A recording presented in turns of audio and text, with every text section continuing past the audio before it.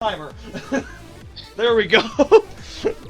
I was in like half a sit down, and like I'm like, oh no. I really hate these ceiling shitheads. Like honestly. Okay, so that's their official term. The ceiling shithead. The ceiling shithead. I mean, I'm pretty sure they're. That would make an amazing sports team name. The ceiling shitheads. What town is called Ceiling? Or the Seattle ceiling shitheads.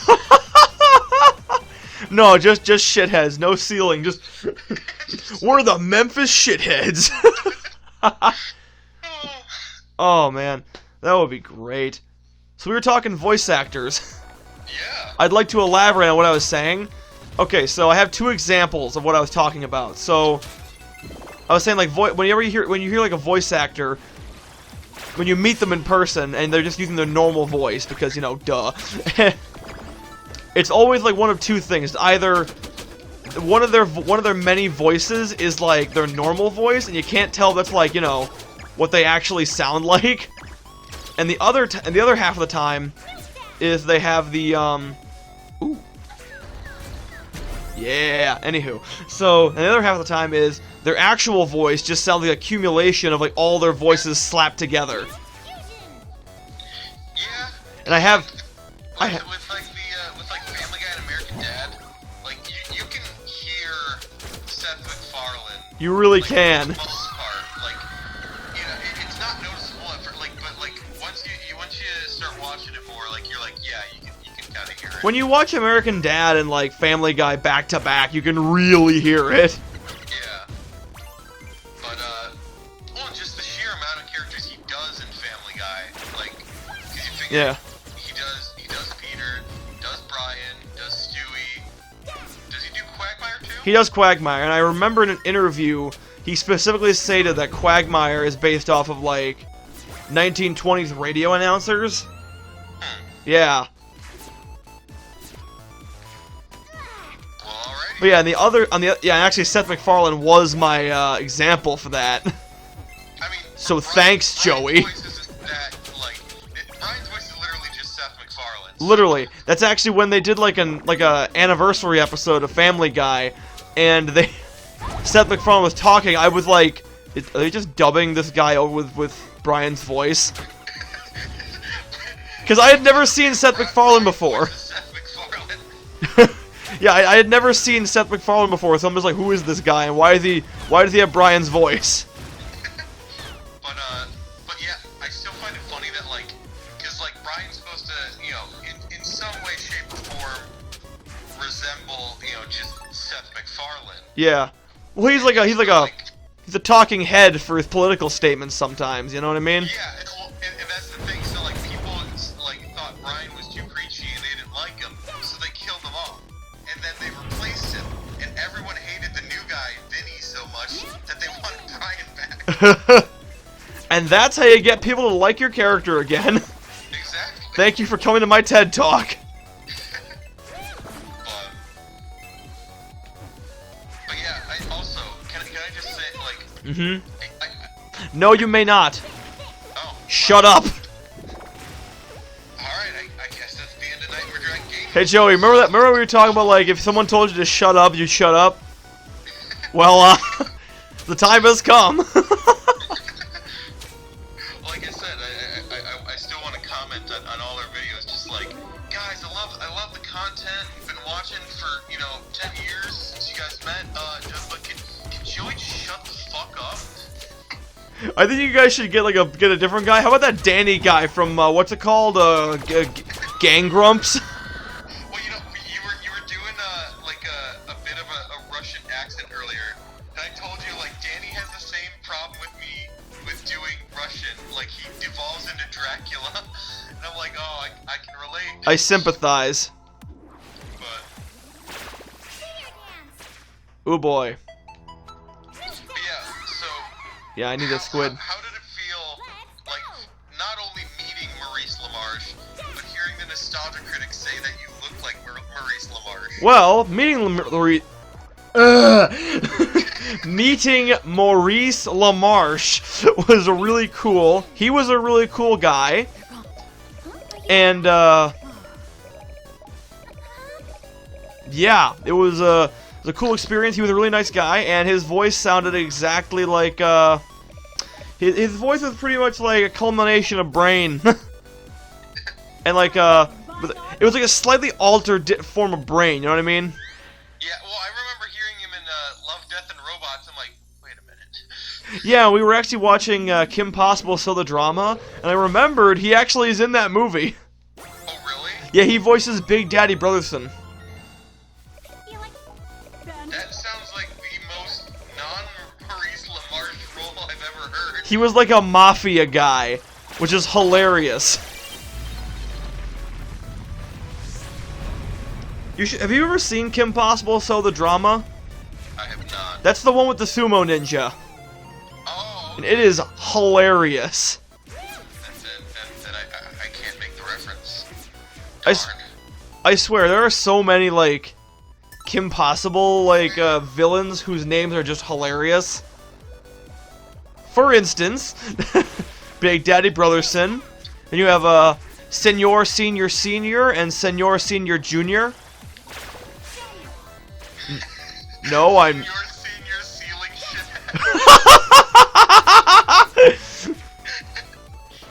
Also, by the way, with the sumo ninja. Yeah. So, we had to call off a recording session the other week because Eric was like in severe neck pain. Oh yes, we've talked about this. This was actually what delayed this particular Let's Play. Yeah, and well, I mean that's fine. I don't want to put you through hell just to do a recording session. Oh no, believe me, if I was like in less pain, I probably would have done it. But like, I'm like, there's no way I'm gonna be able to like, you know, keep getting up and down from this.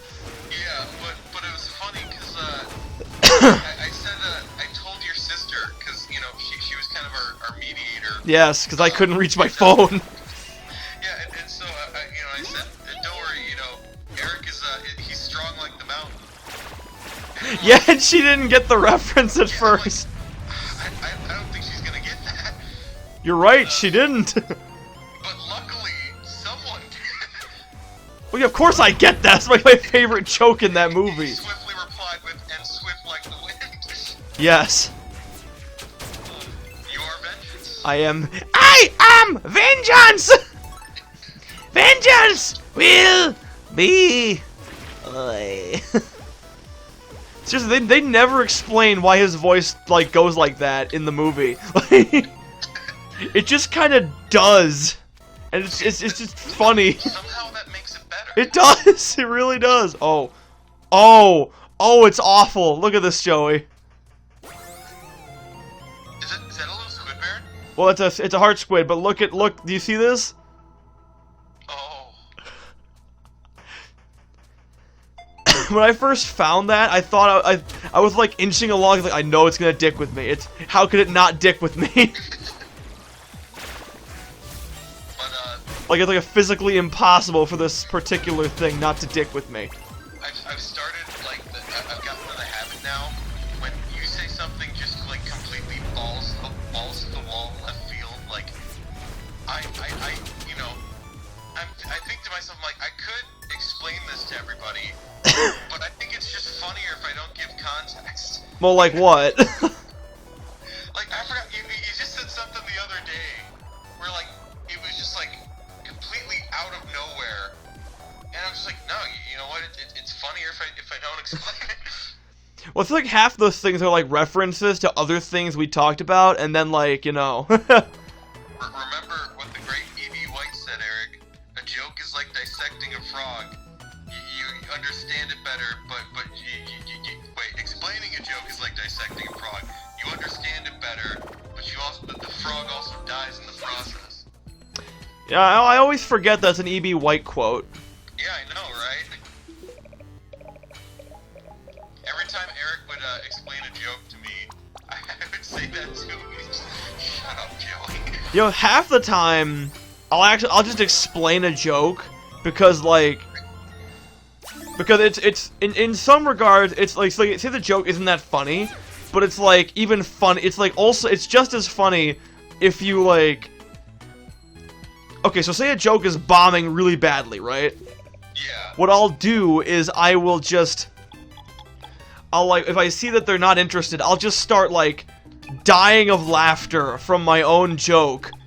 And while they're just, like, staring at me like I'm a lunatic, I'll look at them and just, like, I'll explain the joke while also struggling to get the joke out. See, And half the time, that makes them laugh. Here's the thing. I'm sitting here criticizing you for, like, I'm just as guilty. I'm a hypocrite, because, like, I explain jokes all the time. Haha. Traitor! I'd like to believe that I like how you said you just sit there laughing like a lunatic, and that normally makes them laugh in the process. Well, no, like I said, like, I'll try to explain the joke. Like, it's one of those things where it's like, okay, I'll give you an example. Hey, Joey, guess what? I don't know. Why did the chicken cross the road? I don't know why, Eric. To get to your house. What? Knock, knock. Who's there? The chicken. Like, do you get it? The chicken crossed the road, and he got to your house.